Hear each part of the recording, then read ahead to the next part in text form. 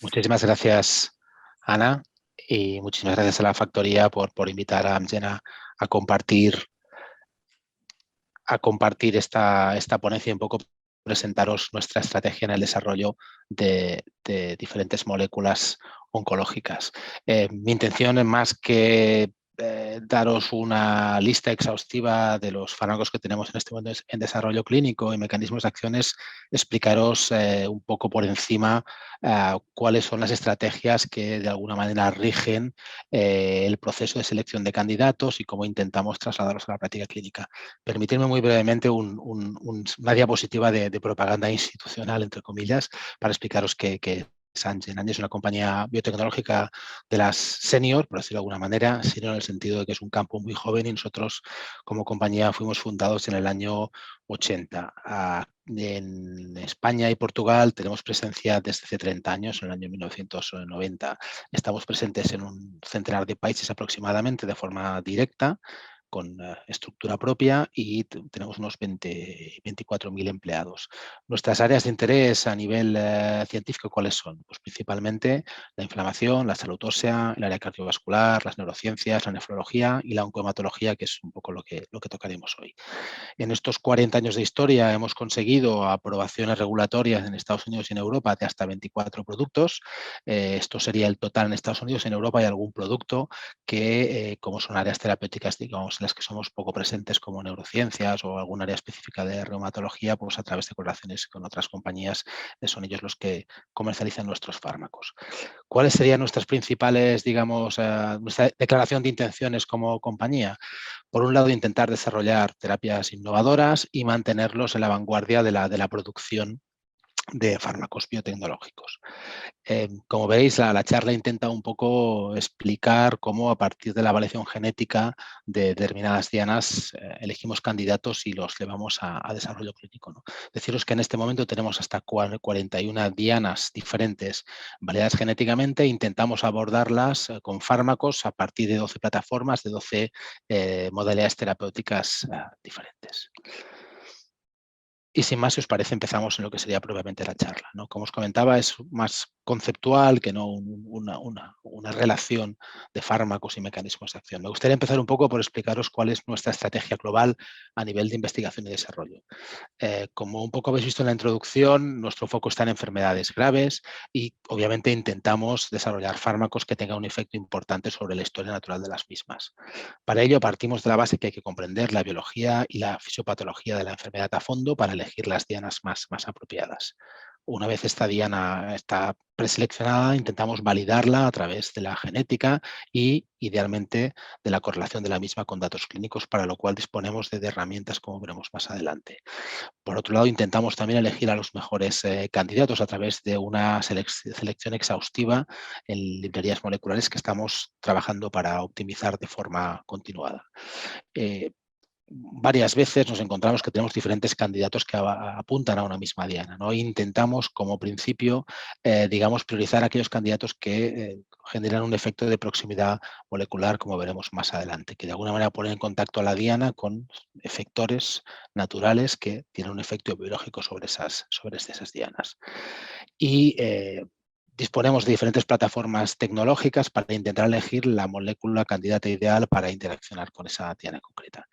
Y aparte de intentar optimizar lo que sería el desarrollo preclínico, también intentamos, en la medida de lo posible, acelerar lo que sería el desarrollo clínico en función de lo que, obviamente, el entorno regulatorio nos permite. De estos conceptos me gustaría, en la charla de hoy, básicamente ahondar en tres. Uno es la parte puramente de datos, el uso de la genómica y de otras ómicas para identificar dianas, la modulación de las cuales a través de fármacos nos puede permitir un impacto positivo en el curso de la enfermedad. La segunda parte que me gustaría cubrir es un poco hablaros de las librerías moleculares y de la nueva generación de las mismas, en la cual los diferentes candidatos se encuentran marcados, entre comillas, como si llevaran un código de barras que facilita la identificación por secuencias cortas de DNA. Y por último, me gustaría un poco ahondar en este concepto de inducción de proximidad en los fármacos. Obviamente aquí veis un poco en este gráfico todo el proceso, ¿no? Desde que identificamos y validamos una molécula hasta que llegamos a administrar el fármaco al paciente, ¿no? Con los diferentes pasos intermedios, identificación del subgrupo adecuado, ensayos clínicos y demás. Pero obviamente si no realizamos una buena selección de la diana, todo este camino pues tiene muchas más probabilidades de fracasar, ¿no? Y como os comentaba, Amgen y otras muchas compañías estamos intentando aprovechar este boom de la biotecnología para esta revolución biotecnológica, para intentar sacar el máximo de información posible de las diferentes ómicas, empezando por la genómica. Amgen es consciente de que este tipo de aproximación es muy compleja y muchas veces nosotros solos como compañía no podemos hacerla, ¿no? Y tenemos diferentes estrategias. Y la parte inferior de la diapositiva veréis una serie de nombres que incluyen compañías que forman parte de Amgen, como es el caso de Decode Genetics, la cual os hablaré con más detalle en breve, y luego una serie de iniciativas como son Biobank del Reino Unido o Intermountain, que son proyectos mixtos público-privados de secuenciación de población. El Biobank, por ejemplo, es un programa de secuenciación en el Reino Unido que pretende llegar hasta la secuenciación del genoma de más de 500.000 voluntarios. Este es un proyecto en el cual participan instituciones públicas británicas de investigación, instituciones sin ánimo de lucro y también algunas compañías farmacéuticas, 4 entre las cuales está Amgen. Intermountain es un proyecto parecido que se está llevando a cabo en este caso en Estados Unidos. Es una red de centros de investigación y de asistencia hospitalaria del centro de Estados Unidos que pretende un objetivo parecido en cuanto a volumen al de Biobank, ¿no? Intentar secuenciar una población de 500.000 voluntarios y poner a disposición de los clínicos esa base de datos para la investigación y también, obviamente, está abierta a colaboración con compañías farmacéuticas. De todos estos grupos o entidades que veis aquí abajo, con la entidad con la que Amgen tiene una relación más estrecha es Decode. De hecho, Decode es una subsidiaria de Amgen, pero que tiene un estatus particular dentro de la empresa, tiene líneas de investigación independiente y publica bajo el nombre de Decode y no de Amgen. Decode es una compañía muy particular. Como veis por el mapa, su ubicación está en Islandia. Esto ya la convierte en una compañía particular, pero el hecho de que tenga acceso a una base de datos de perfiles genéticos de más de 160.000 voluntarios islandeses hace que esa singularidad sea todavía mayor. Fue de las primeras iniciativas en ese sentido, antes de las que hemos visto antes de Biobank o de Intermountain. Y además lo que hace muy especial esta base de datos es las características específicas de la población islandesa a nivel genético.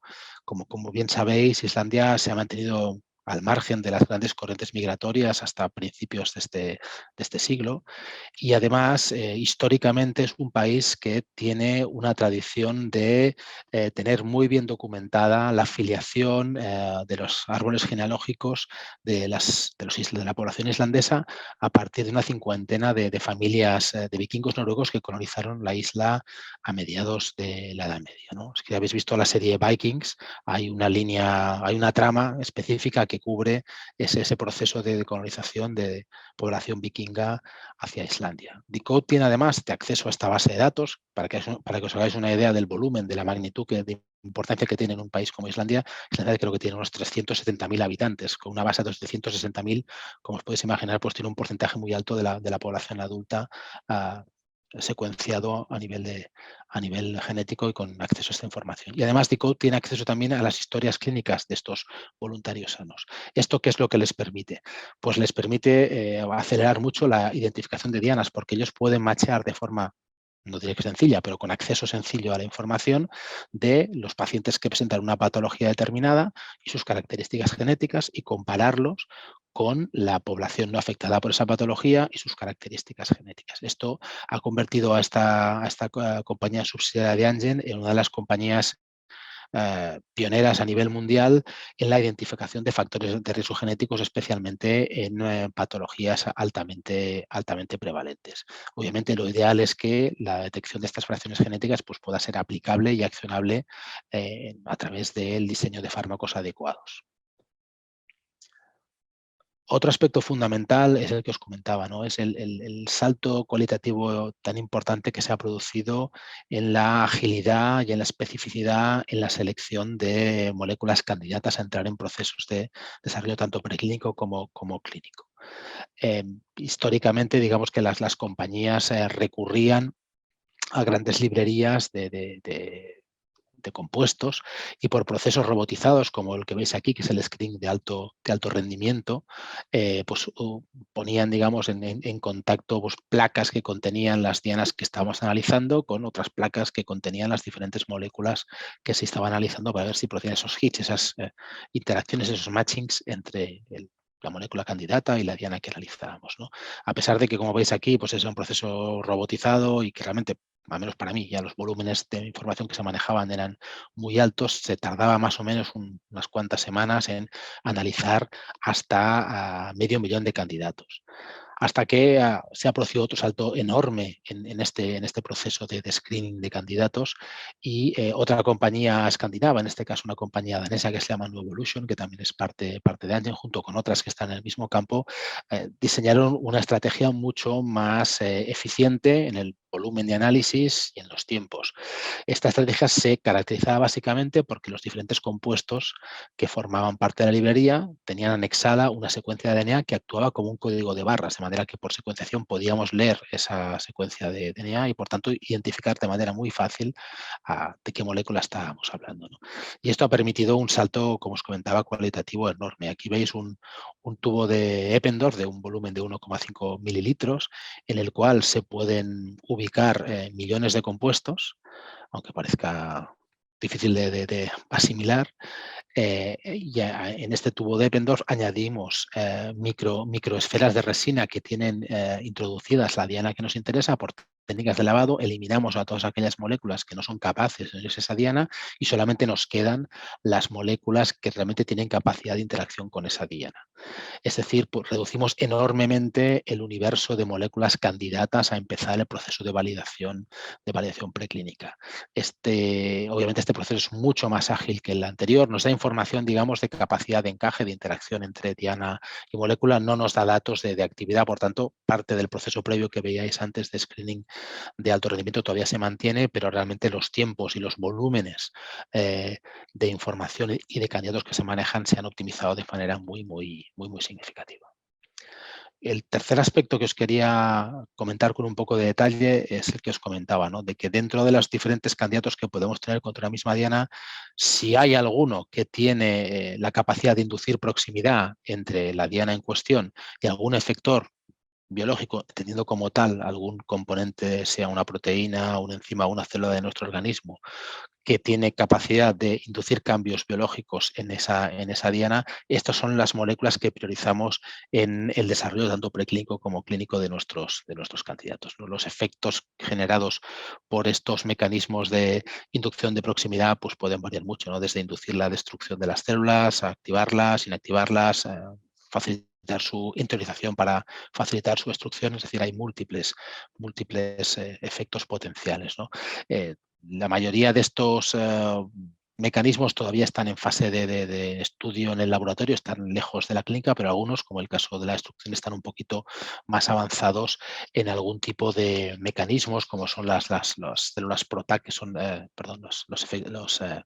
las fármacos multiespecíficos PROTAC, que lo que hacen de alguna manera es marcar a las dianas que nos interesan para facilitar su reconocimiento por parte del proteasoma, si son proteínas, y facilitar su eliminación. ¿Qué ventajas nos ofrece esta estrategia? En principio nos abre un campo de posibilidades mucho más grande, ¿no? Se supone, se calcula que con los fármacos, digamos, tradicionales actuales podemos apuntar, interaccionar con un 15% del total de proteínas. Ese 85% restante, desde un punto de vista teórico, sería más accesible por esta estrategia, ya que facilitaría que mecanismos naturales actúen sobre esas células y alteren el curso de la enfermedad.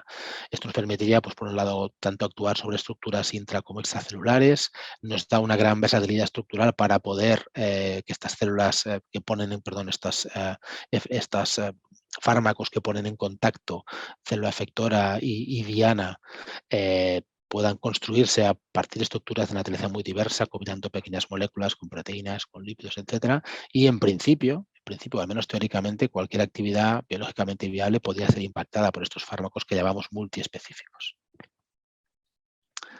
Obviamente hay otra cara de la moneda, como todo en la ciencia, ¿no? que esta estrategia también plantea importantes desafíos. A veces las dianas que estamos explorando pueden tener otros efectos que no están muy descritos, no son muy conocidos. No tiene por qué ser fácil desarrollar fármacos para todas las dianas. En algunas patologías o las terapéuticas la estrategia puede ser menos efectiva que en otras, y no siempre vamos a poder conseguir obtener información precoz sobre eficacia y seguridad, ¿no? También, obviamente, nos hará falta pues, probar algunas hipótesis terapéuticas. La gran, digamos, pregunta es si la biología es capaz de mimetizar algunas variaciones genéticas que están presentes desde el nacimiento, o si no vamos a poder llegar a ese nivel de mimetización. Amgen tiene ya algún fármaco aprobado fruto de esta estrategia. No voy a dar muchos detalles del mecanismo de acción porque el doctor Garde, que me va a seguir en la presentación, nos va a presentar, creo, detalles de candidatos que utilizan este mecanismo de acción, pero sí deciros que fruto de estas plataformas, Amgen tiene ya una línea de investigación con un candidato ya aprobado tanto por FDA como por EMA, pero en España, desgraciadamente, aún en fase de discusión de precio y reembolso, procedente de esta plataforma que hemos denominado plataforma BITE. Son anticuerpos biespecíficos. BITE corresponde a Bispecific T-Cell Engager. Básicamente son anticuerpos que tienen dos partes variables, una que es común para todos los fármacos de esta plataforma, que es la que se une al receptor CD3 de los linfocitos T, y la otra parte variable la podemos, digamos, diseñar ad hoc en función de cuál es la diana de la célula tumoral que queramos actuar. Ambas fracciones variables se encuentran unidas por un linker, por una estructura de unión flexible que permite una unión muy próxima y estable en el tiempo. Conceptualmente, ¿qué es lo que hacen este tipo de anticuerpos? Básicamente permiten que los linfocitos T recuperen la capacidad de reconocimiento de las células neoplásicas, induzcan la destrucción de las mismas y activen la síntesis de una línea de linfocitos T con capacidad de reconocimiento de ese anticuerpo y, por tanto, de esa línea tumoral. Como os comentaba, tenemos ya un fármaco aprobado en Europa y en Estados Unidos, que es blinatumomab, Blincito, en el tratamiento de la leucemia linfoblástica aguda. Y además tenemos ya primeros datos en fase 1 en cohortes expandidas de fármacos que provienen de la misma plataforma contra cáncer de pulmón microcítico. Creo que el doctor Garde os presentará algunos datos de este compuesto, y otra que actúa contra DLL3 como receptor, Diana, y otro compuesto en cáncer de próstata que actúa bajo la misma estrategia procedente de la misma plataforma, que actúa contra el PSMA. En resumen, ¿qué es lo que os quería transmitir? Que obviamente esta estrategia de investigación basada en la genómica nos ofrece grandes oportunidades. Por un lado, nos pone a nuestra disposición potencialmente el desarrollo de fármacos con un efecto más relevante sobre la biología humana que los fármacos más, digamos, desarrollados con parámetros más clásicos procedentes directamente de modelos animales.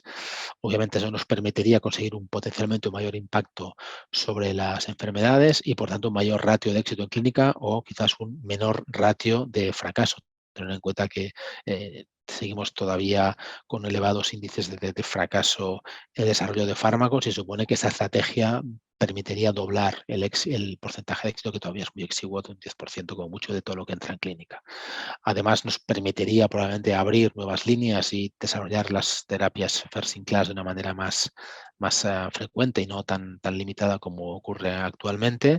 Podría también, en algunos casos, darnos indicios tempranos de seguridad y eficacia, y podría acelerar los procesos de desarrollo, ya que simplificaría mucho los esfuerzos de validación de dianas. Y lo que os comentaba, a veces tenemos diferentes programas que actúan sobre una misma diana, sobre una misma patología. Nos permitiría a los sponsors elegir, en principio, los fármacos con mayor visos de poder llegar a buen puerto a nivel de desarrollo clínico. Estas diferentes estrategias nos pretendemos que nos permitan reducir significativamente el tiempo de desarrollo. Actualmente estamos en 8 años desde que entramos en screening hasta que acabamos la fase 1. Nuestro objetivo, y estamos tendiendo a ello, es intentar acortar esta fase en 5 años, pasar de 8 a 3, y hay un mínimo teórico al que obviamente aspiramos a alcanzar, que serían prácticamente pues, unos 2 años y medio. Hasta aquí un poco, digamos, la optimización de las fases preclínicas, de validación de dianas, de selección de candidatos, etcétera. Pero obviamente también nuestro objetivo es no solamente acortar esta parte del proceso del desarrollo, sino también de alguna manera incidir en los tiempos del desarrollo ya propiamente clínico. Obviamente esto no va a ser factible en todas las patologías y en todos los casos, pero bueno, hay patologías raras o patologías que se están segmentando enormemente. El caso del cáncer de pulmón que hoy comentará el doctor Gardi es un buen ejemplo, ¿no? Que se están segmentando mucho las poblaciones en función de biomarcadores y creo que tanto los sponsors, la industria, como las autoridades reguladoras han entendido que la biología nos ofrece una información que nos debe permitir cambiar el enfoque del desarrollo clínico y en algunos casos, el caso del COVID, por ejemplo, se ha utilizado este tipo de estrategias, poder transicionar de modelos, digamos, más clásicos en el desarrollo de ensayos clínicos a modelos más complejos que se llaman de modelos adaptativos, diseño adaptativo. Los modelos más clásicos, pues como sabéis muy bien, pues son más rígidos, ¿no? Tenemos un proceso con un tamaño muestral cerrado, con dosis cerrada, y lo que hacemos es, bueno, empezar a reclutar, tratar pacientes y hasta que no se ha acabado todo el tratamiento de la muestra, todo el seguimiento de la misma, digamos, no abrimos la base de datos y no analizamos si nuestra hipótesis es veraz o por contrario la podemos rechazar, ¿no? Los diseños adaptativos que se aplicarían en estos casos que os comentaba, ¿no? Patologías raras o patologías más prevalentes, pero en los cuales las poblaciones están atomizando debido a que el conocimiento nos muestra que están vinculadas a biomarcadores o a mutaciones concretas. En estos casos, el planteamiento que se está haciendo y que, como os comentaba, las autoridades reguladoras empiezan ya a construir un corpus regulador para poder enfocar la investigación clínica en ese sentido, es un modelo en el cual si preestablecemos en el protocolo que presentamos a las autoridades una serie de hitos y vinculamos a esos hitos unos cambios en el protocolo, aunque sean aspectos clave, sean variables, sea tamaño muestral, sea dosis, añadir o eliminar brazos experimentales, si eso lo presentamos de forma previa en el mismo momento 1 en el cual presentamos el protocolo a discusión y además desde el minuto 1 analizamos de forma constante los datos que van entrando, es decir, paciente que entra se van analizando sus variables, primero de manera individual, luego se tienden a agrupar los datos para intentar ver tendencias. Si entramos en este modelo, como os comentaba, las autoridades reguladoras nos permiten una mayor flexibilidad e inducir cambios en el protocolo sobre la marcha, siempre y cuando estén preespecificados y tengamos datos que avalen la toma de decisiones. Pensar que este tipo de modelos también suponen un peaje importante en términos de intensidad de recursos y de trabajo tanto para sponsor como para los grupos investigadores de los hospitales, ¿no? Ya que hoy en día la mayoría de sponsors estamos pidiendo a los grupos de investigación de los centros que en 5 días laborables introduzcan en el sistema el 90% de los datos de un ensayo clínico. Es decir, que no pase más de 5 días desde que el paciente hace una visita, una analítica o una prueba de imagen entre que esa visita o ese acto médico se realice y esos datos estén a disposición de los equipos de valoración para que de manera continuada vayan asesorando y valorando esos datos. Entre otros motivos, también para detectar señales precoces de seguridad, ya que esa, digamos, flexibilidad que el sistema nos permite, nos ofrece en casos concretos, debe estar acompañada también de una minimización de riesgos en términos de seguridad. ¿Cuáles son los beneficios más obvios de este tipo de diseños? Básicamente permiten al sponsor tomar decisiones que llamaríamos a riesgo, al menos con un nivel de certidumbre no tan intenso, por decirlo de alguna manera, que los modelos clásicos, y nos dan mucha flexibilidad para expandir determinados programas o finalizarlos de forma temprana. Da también flexibilidad para incluir a menos pacientes y probablemente pues, a obviarles tratamientos que les aporten toxicidad, pero muy poco o ningún beneficio clínico, y también facilitaría en algunos casos, porque no, en patologías en las cuales hay una necesidad médica no cubierta pues muy evidente, ¿no? Pues registros condicionales en tiempos más cortos, ¿no? Y obviamente pues hay un aspecto puramente economicista de eficiencias en el desarrollo de los fármacos.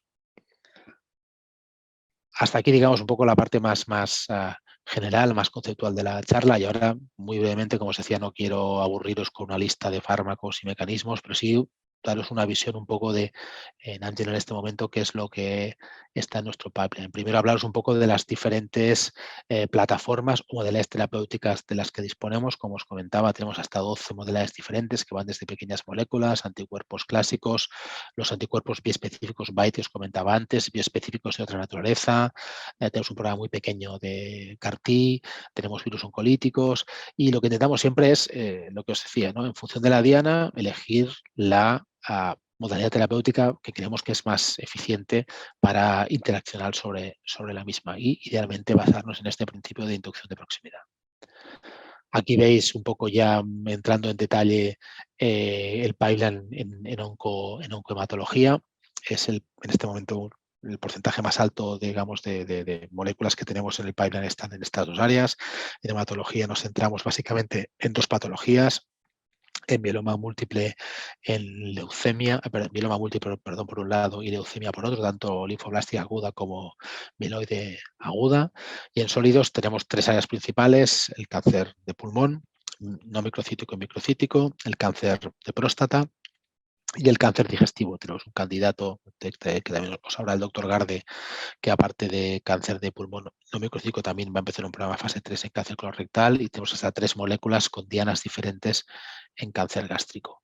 Si os fijáis, veréis que el icono de color así más azul turquesa y verde de los anticuerpos BiTE es el que predomina más. Como os comentaba, es la plataforma que estamos priorizando, y como veréis también en la izquierda de cada una de las columnas está la fase en la que estamos. La inmensa mayoría de candidatos están en fase 1, o sea que todos estos procesos que os he explicado al principio están empezando aún a dar sus frutos a nivel de desarrollo clínico, pero todavía obviamente con la incertidumbre de que no sabemos si llegarán a buen puerto. Tenemos ya un caso de una molécula que ha pasado por todo este proceso y que está aprobada ya condicionalmente en la FDA, de la cual os habla el doctor Garde, que es sotorasib, pero sería el primer caso, o sea, todavía que nos queda mucho camino por recorrer y demostrar de forma fehaciente un poco las estrategias que os he comentado al principio de la charla.